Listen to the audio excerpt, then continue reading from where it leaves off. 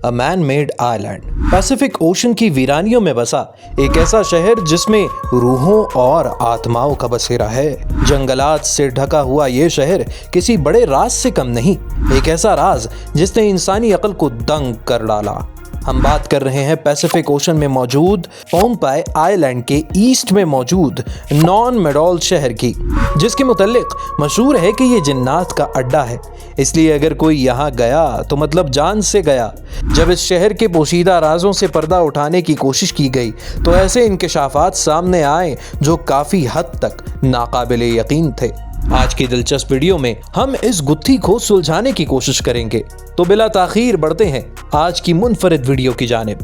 जंगलात से ढका हुआ ये शहर इतना वीरान है कि इसका सबसे करीबी मकाम पापुआ न्यू गिनी है, जो इससे 1900 किलोमीटर दूर है। इसके बाद दूसरा करीबी मकाम जापान है, जो इस शहर से 3600 किलोमीटर के फासले पर मौजूद है। ये आइलैंड घने जंगलात और कैंगरूज से भरा हुआ है, मगर मकामी लोगों के मुताबिक जंगलात के नीचे एक शहर आबाद है जहां रूहों और जन्नात का बसेरा है। इस खौफनाक शहर में जाने से मकामी लोग ही नहीं बल्कि बाकी लोग भी घबराते हैं। यहाँ के लोगों तक का मानना है कि अगर कोई इस शहर में जाए या जाने के बारे में सोचे भी तो इसका मतलब वो अपनी मौत को दावत दे चुका है। वैसे भी यहाँ किसी को जाने की इजाजत भी नहीं, तो उससे पहले पापुआ न्यू गिनी के सरदार से इजाजत लेना होगी और इस इजाजत के लिए एक खास रस्म पूरी करनी पड़ती है। और इस शहर में जाने से पहले कावा पौधे की जड़ों से बनाया हुआ मशरूब पिलाया जाता है। यहाँ के लोगों का मानना है कि रस्म पूरी करने के बाद और ये खास मशरूब पीने के बाद इस शहर में बसने वाली रूहें और जन्नात हमला नहीं करते। अगर कोई इस शहर पहुंच भी जाए तो भी इस शहर को मुकम्मल तौर पर देखना नामुमकिन है, क्योंकि ये शहर घने जंगलात से घिरा हुआ है। इस शहर को 800 साल पहले बनाया गया था। इस शहर में पत्थरों से बनाए गए ऊंचे ऊंचे पिलर्स काफी तादाद में मौजूद हैं और एक तहकीक के मुताबिक इन पिलर्स को बनाने के लिए जिन पत्थरों का इस्तेमाल किया गया रॉक बसाल्ट कहलाता है, जो कि लावा के ठंडे होने पर बनता है। बात की जाए इन पत्थरों के वजन की तो इन पिलर्स में लगाए गए एक एक पत्थर का वजन तकरीबन 5 टन के बराबर है। इस शहर में आपको 60 टन के पत्थर भी देखने को मिलेंगे। अब सवाल ये पैदा होता है कि इतना वजन तो आज की एडवांस मशीनरी भी उठाने से कासिर है, तो फिर आज से 800 साल पहले किस तरह इन पत्थरों को उठाया गया? हालांकि इस शहर का सबसे करीबी इलाका 1900 किलोमीटर की दूरी पर है। इस शहर के इर्द गिर्द सिर्फ पानी और दरख्त ही हैं और सबसे बढ़कर यहाँ बसाल्ट रॉक मौजूद ही नहीं है। अब कैसे इन्हें लाया गया? इस शहर की गुत्थी भी गीजा के पिरामिड्स की तरह उलझी हुई दिखाई देती है। इस राज को लेकर कई मनगढ़ंत कहानियां भी बनाई गई। जैसा कि मकामी लोगों में मशहूर है कि शहर के स्ट्रक्चर को जादू की मदद से बनाया गया था और पत्थरों को दूर दराज से जादू की मदद से ही मंगवाया गया था, जबकि बाज के नजदीक ये उस शहर में बसने वाली रूहों ने कायम किया था। कहने वाले तो ये भी कह गए कि इस स्ट्रक्चर को एलियंस ने तामीर कराया, मगर उसके पीछे क्या हकीकत है कोई भी नहीं जानता, क्योंकि ना तो इस शहर की कोई हिस्ट्री है और ना ही कोई गवाह। अगर हैं तो सिर्फ किस्से और मनगढ़ंत कहानियां ही मौजूद हैं। कई सालों से तब्दील होते हुए नस्ल दर नस्ल चलती आ रही हैं। अब इस शहर के मुताल्लिक जानने के लिए इस शहर पर ढके हुए सी मैंग्रोव्स को काटना इंतहाई जरूरी था। चूंकि ये काम जिस्मानी तौर पर सरंजाम नहीं दिया जा सकता था, तो इस काम के लिए टेक्नोलॉजी की मदद ली गई और नॉन मेडोल सिटी को लाइडार स्कैनर की मदद से स्कैन करने का फैसला किया गया। इस टेक्नोलॉजी में लाइडार से स्कैनिंग के लिए शुआएं छोड़ी जाती हैं जो दरख्त से क्रॉस होती हुई नीचे तक चली जाती हैं। अगर जमीन पर कोई ठोस चीज मौजूद हो तो ये शुआएं वापस पलट आती हैं। इस तरह लाइडार टेक्नोलॉजी की मदद से नॉन मेडोल सिटी का एक 3D मॉडल तैयार कर लिया गया।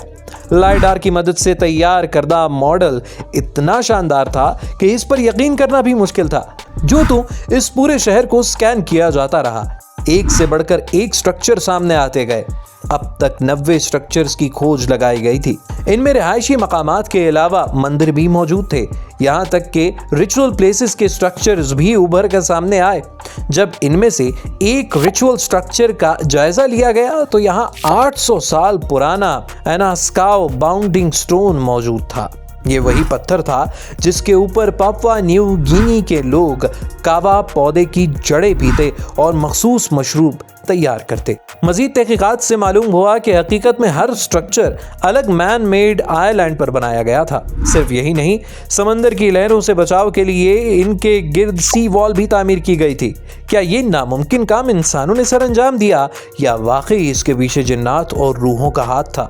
ہر کوئی سمجھنے سے قاصر ہے۔ یہ آئی لینڈ چھوٹے چھوٹے ضرور تھے، مگر 800 سال پہلے انہیں جدید طرز میں قائم کرنا یقیناً ناقابل یقین تھا۔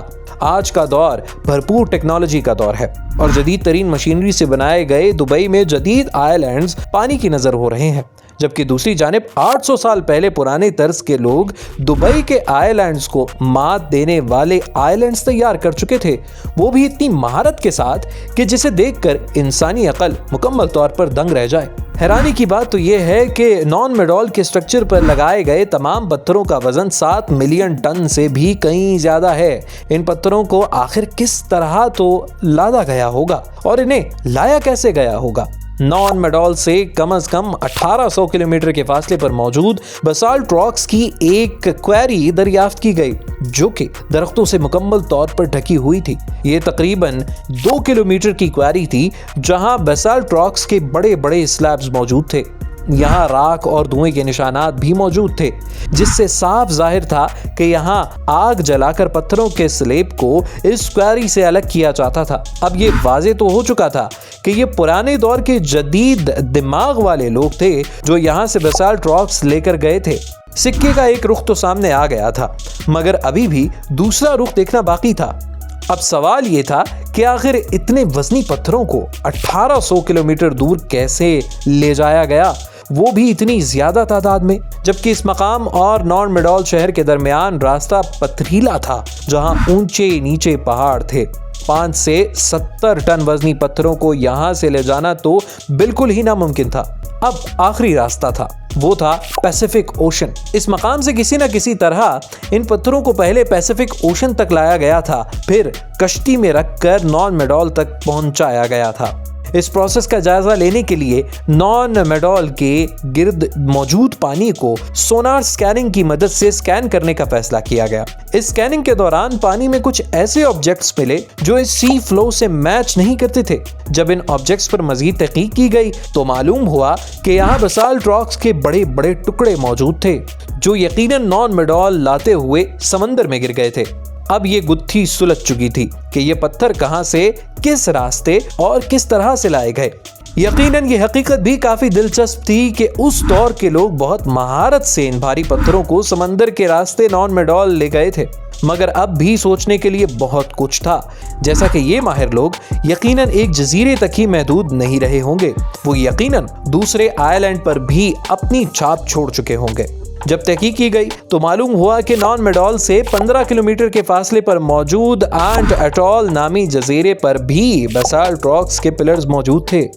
نان میڈول کا مزید جائزہ لیا گیا تو یہاں راک آرٹ بھی دیکھنے کو ملا جس پر مختلف نقش و نگار مرتب کیے گئے تھے، مگر حیرانی کی بات تو یہ تھی کہ یہ نقوش 800 سال پہلے کے نہیں بلکہ 2000 سال پرانے تھے۔ صرف یہی نہیں، یہاں ایک بہت ہی انوکھا نشان بھی دیکھنے کو ملا۔ اب حیرت کی بات یہ تھی کہ ایسا ہی سمبل نان میڈول سے 2600 کلومیٹر کے فاصلے پر موجود ایک مقام پر آج بھی موجود ہے۔ اب صاف ظاہر تھا کہ ان حیران کن تحقیقات کے پیچھے انتہائی ماہر انسان تھے جن کے لیے سمندری سفر کوئی مشکل کام نہ تھا۔ جس منتظم طریقے سے یہ سب کیا گیا تھا اس سے ظاہر ہوتا ہے کہ یہ کسی رولنگ ایلیٹ کے ماتحت کیا گیا تھا۔ اب یہ پہیلی کافی حد تک حل ہو چکی تھی، مگر کچھ باقی رہا تو وہ ایک سوال تھا کہ اتنا شاندار شہر تعمیر کرنے کے بعد آخر یہ ماہر ترین لوگ کہاں غائب ہو گئے؟